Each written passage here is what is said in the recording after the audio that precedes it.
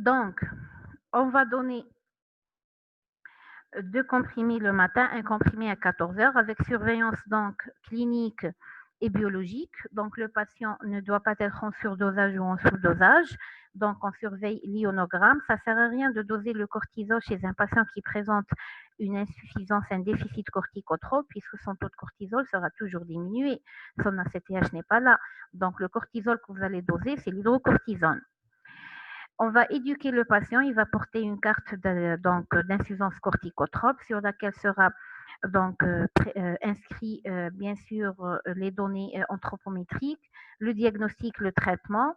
On éduque le patient qui ne doit jamais arrêter son traitement, qu'il doit toujours prendre son traitement à temps, donc il lui est interdit de faire le jeûne, qu'il ne doit pas s'automédiquer, qu'il doit informer tout médecin chez qui il consente de sa maladie et de son traitement donc actuel. Le patient doit reconnaître les signes d'une insuffisance surrénalienne aiguë. Il doit savoir qu'il doit doubler, voire tripler sa dose s'il a une affection intercurrente. Pourquoi? Parce qu'il y a un risque d'insuffisance surrénalienne aiguë. Il doit savoir qu'il doit passer à la phase à la voie injectable s'il présente des vomissements, puisqu'en vomissant ou bien en ayant une diarrhée, on est en train d'éliminer le médicament, donc notre taux de cortisol va être diminué. Il faut savoir que le patient n'est pas censé faire de régime demi-sel, diminuer sa ration en glucides, etc. parce que c'est un traitement substitutif. Je le dis à chaque fois, je reçois toujours des patients qui sont suivis chez d'autres collègues. Parfois, c'est des patients à qui on va dire ah, il faut faire un régime demi-sel, il faut diminuer la ration de glucides, il faut prendre du KCl, du calcium. Vous êtes sur glucocorticoïde. Non, il est sur glucocorticoïde, oui, avec un traitement, un médicament qui a le moindre effet et il est à dose substitutive. Donc, le traitement adjuvant d'une corticothérapie et les mesures hygiénodiététiques sont prescrites chez un patient qui prend une dose pharmacologique de glucocorticoïdes. Là, il est à dose substitutive, donc à dose physiologique. Très bien.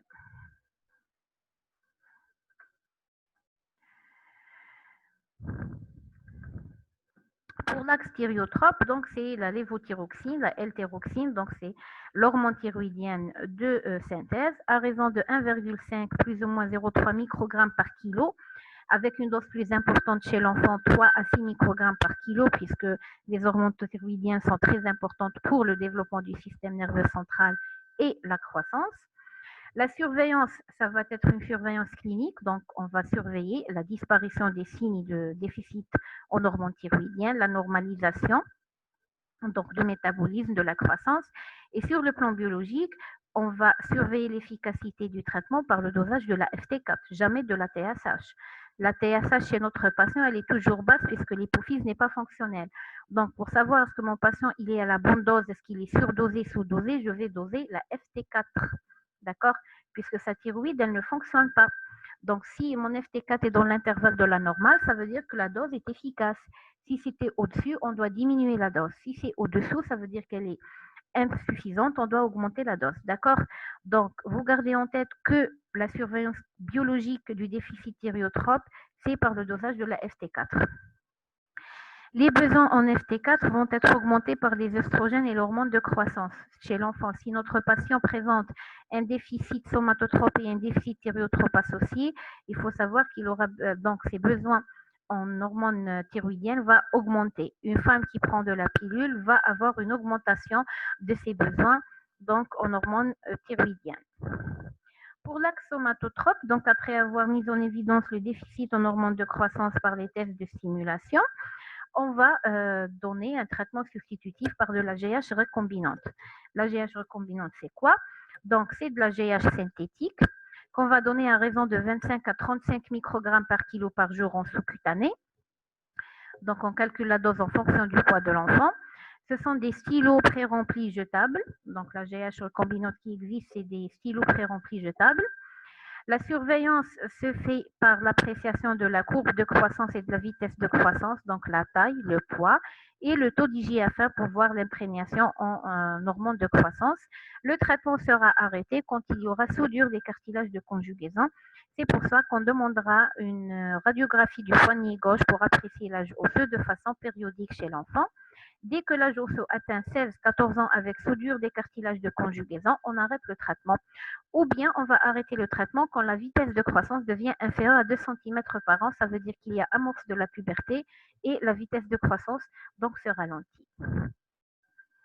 Chez l'adulte, on donne de l'hormone de croissance à visée substitutive pour améliorer donc l'asthénie physique, la fatigabilité à l'effort, pour améliorer la masse maigre et diminuer la masse grasse, mais à des doses moins importantes que chez l'enfant, à raison de 0,5 à 0,7 microgrammes par kilo par jour.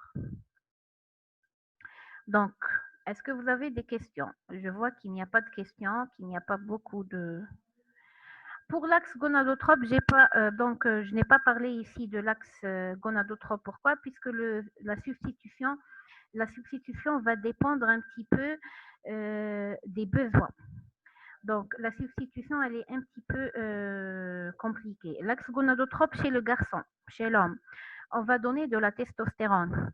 Donc, de la testostérone, c'est des injections, généralement l'androtardil, donc le déhydrotestostérone, c'est des injections à 250 mg qu'on va donner à raison d'une injection intramusculaire par mois.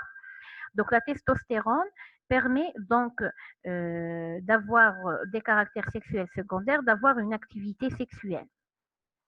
Si maintenant le patient est demandeur donc de procréation, il y a un problème de fertilité, il faut savoir que la testostérone à elle seule n'est pas suffisante pour la fertilité chez l'homme, puisque la fertilité dépend de la spermatogénèse qui dépend du taux de FSH à l'âge. Là, on va adjoindre, une fois l'homme marié, désireux donc d'enfants, on va adjoindre à la testostérone mensuelle, on va adjoindre des injections de FSH et de LH. C'est des injections périodiques chaque 14 jours, chaque 21 jours, pour stimuler justement la spermatogénèse. D'accord? Chez la femme, la même chose. Donc, le traitement du déficit gonadotrope, c'est un traitement par œstroprogestatif. Donc, on donne de l'œstrogène, généralement sous forme de gel appliqué en percutané, plus des progestatifs type du fastant pour avoir un cycle. D'accord? C'est un cycle artificiel.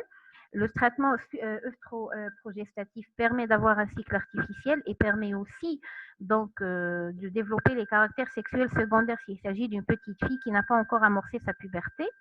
Pour la procréation, ça va être en plus de ça, donc les traitements fertilisants, donc les stimulateurs de l'ovulation tels que le clomide par exemple, et aussi la FSH-LH, d'accord, sous forme injectable. J'ai répondu à vos questions, donc pas d'autres questions. Là, on va passer à l'autre cours. Donc, je passe au diabète insipide. Hein.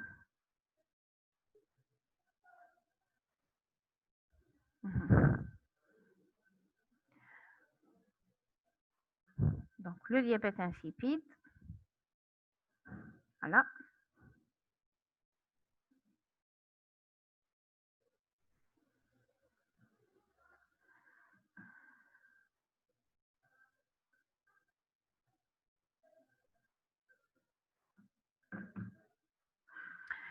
Donc, vous visualisez les diapos, s'il vous plaît. Tenez-moi au courant par écrit si vous visualisez les diapos.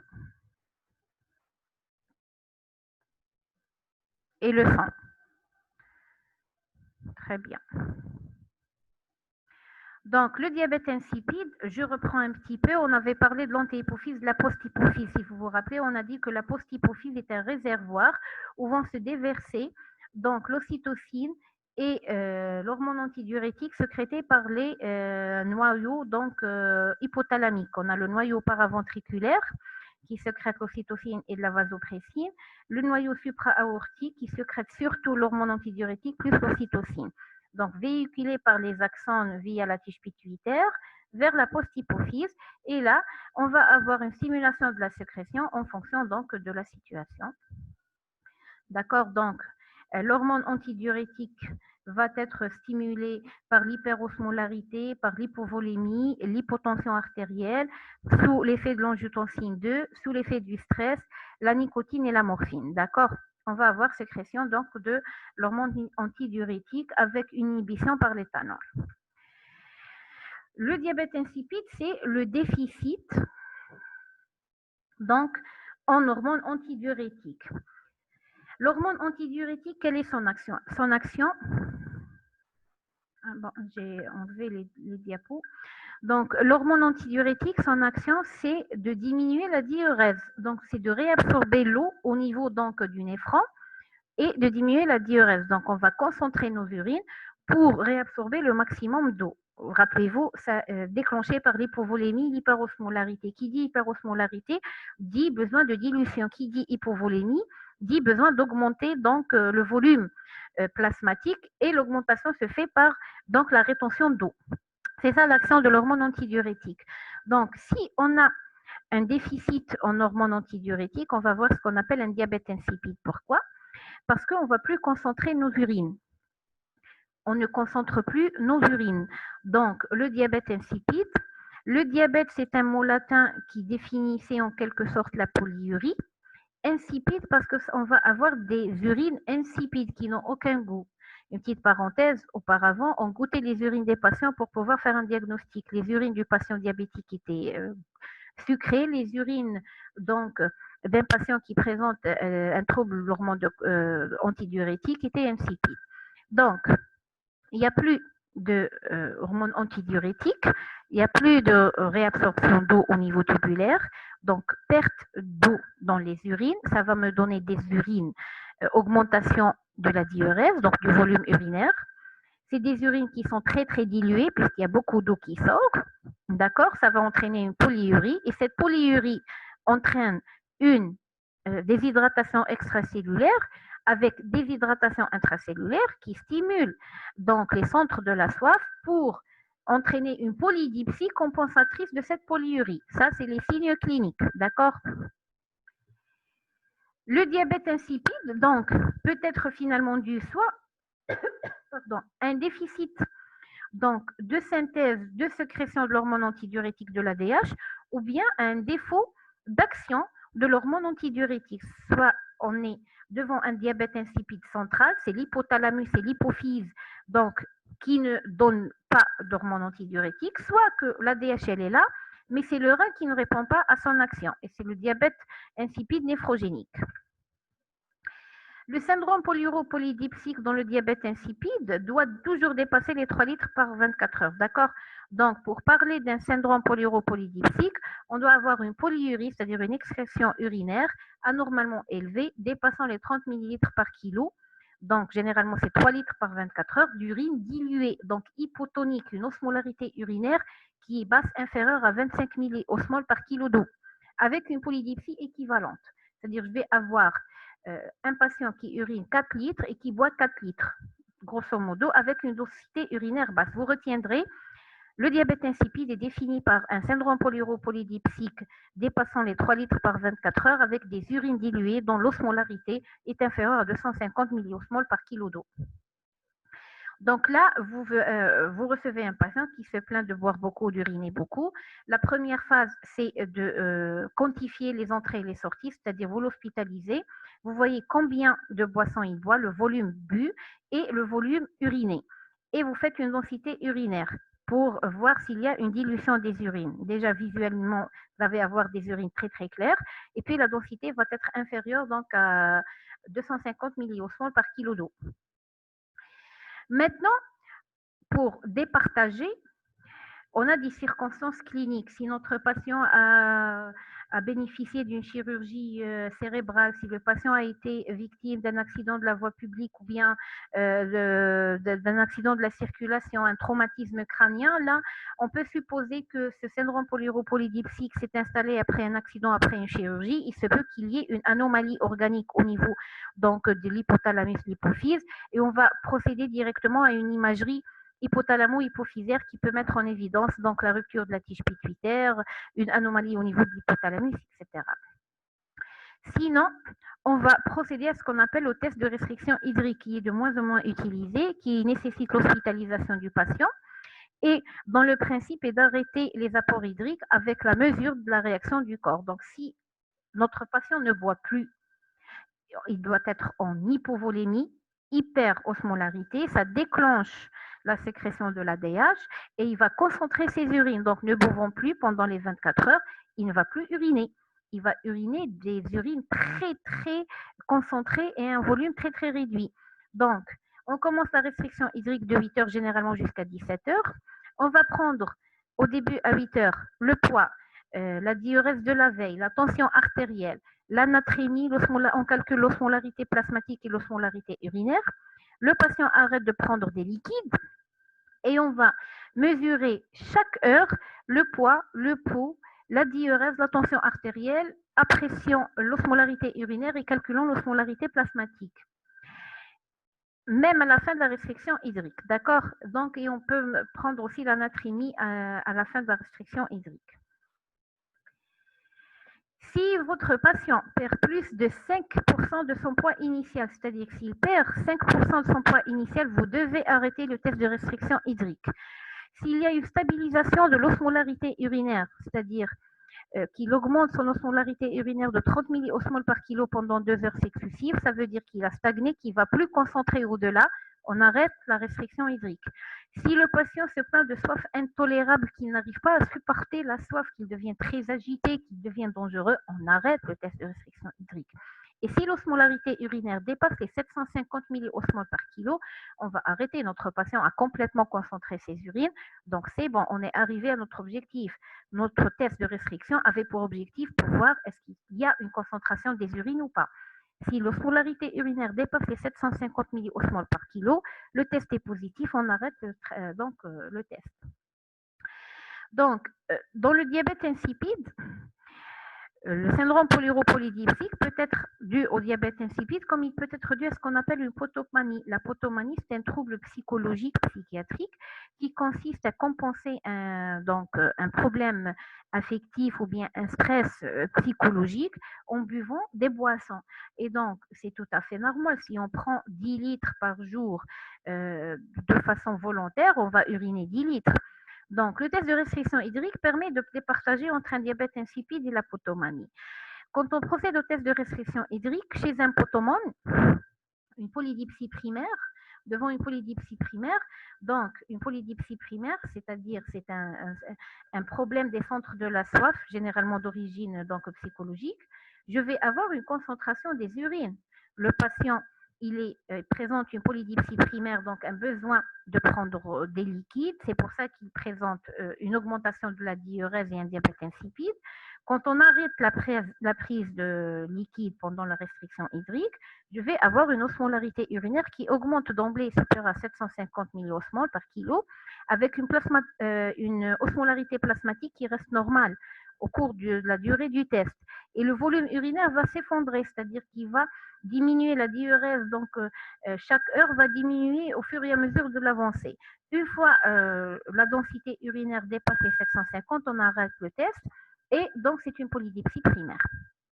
Dans le diabète insipide, quand il s'agit d'un problème d'action ou de synthèse de l'ADH, le volume urinaire ne va pas diminuer, il va rester identique, malgré le fait que notre patient n'est plus en train de prendre de l'eau. Donc, notre patient est en train de perdre de son volume plasmatique. Donc, on va avoir un volume urinaire identique. Donc, on est en train de perdre des liquides. Une osmolarité urinaire qui reste stable, mais inférieure à 300 milliosmoles par kilo. Et une osmolarité plasmatique qui augmente, puisqu'on est en train de perdre de l'eau. Donc, le plasma devient très concentré. D'accord ?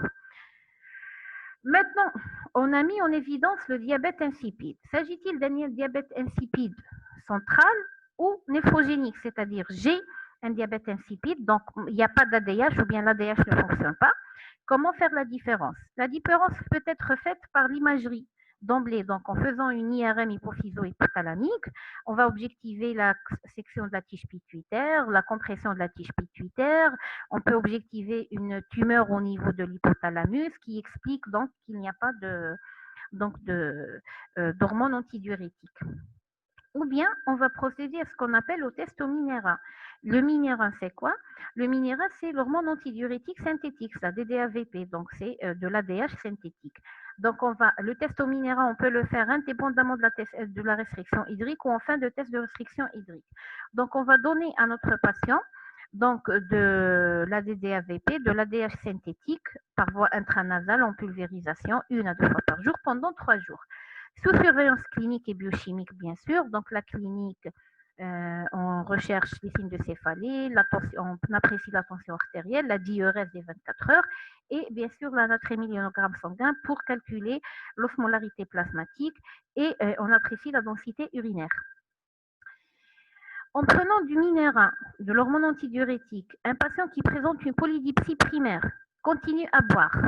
Donc, il ne peut pas s'arrêter de boire. Même s'il a beaucoup d'hormones antidiurétiques, qu'il y a une dilution plasmatique, il va continuer à boire, il va souffrir de céphalée, sa natrémie va diminuer, il va présenter une natrémie de dilution puisqu'il y a beaucoup d'eau dans le plasma et on doit arrêter le Minera. Quand il s'agit d'un diabète insipide qui prend du Minera après 3 jours de Minera, quand il s'agit d'un diabète insipide central, c'est-à-dire dû à un défaut de sécrétion de l'ADH, on va avoir une diminution rapide de la polyurie chez le patient, une diminution rapide de la soif, la natrémie qui reste stable au-delà des valeurs normales. D'accord? Donc, c'est un test qui est potentiellement dangereux.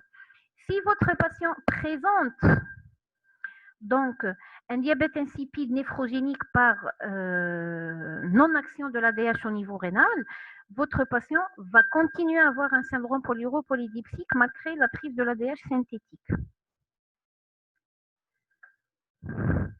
L'épreuve de stimulation osmotique de la sécrétion de l'ADH, donc ça a été très abandonné, on le faisait avant, maintenant ça ne se fait plus. Donc, c'est contre-indiqué chez un hypertendu et une insuffisance cardiaque parce qu'on va entraîner donc une expansion volémique pour stimuler donc la sécrétion de l'ADH. Donc, perfusion rapide en 120 minutes de 0,05 ml par kilo de sérum salé. Donc, mesurer l'osmolarité urinaire et l'osmolarité plasmatique toutes les 20 minutes pendant 3 heures. Si l'ADH n'augmente pas, ça veut dire qu'il y a un diabète insipide central. S'il y a augmentation modeste de l'AVP, il y a un diabète insipide central partiel. S'il y a une augmentation très importante de l'AVP, ça veut dire que c'est un diabète insipide néphrogénique ou bien une polydipsie primaire.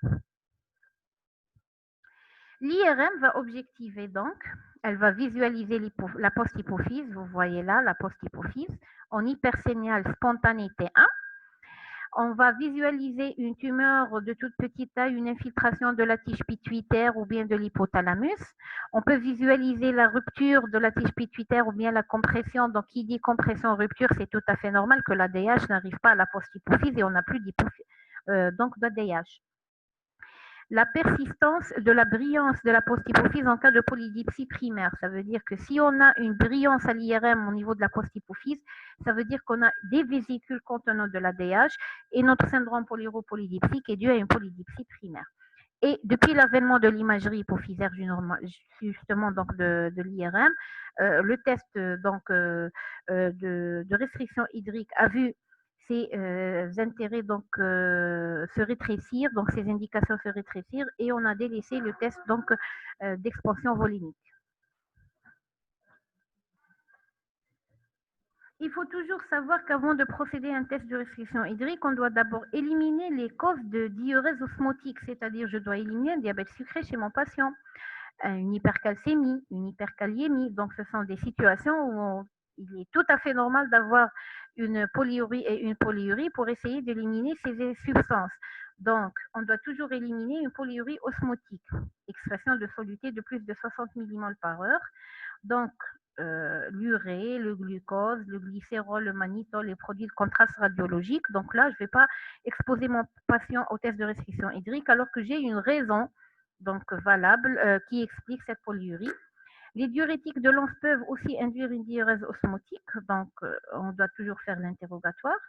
Si on a un contexte évident de post-traumatisme ou post-chirurgie cérébrale, ce n'est pas la peine de faire un test de restriction hydrique. On passe directement à l'imagerie, on peut objectiver donc une anomalie au niveau de la région hypothalamo-hypophysaire. D'accord ?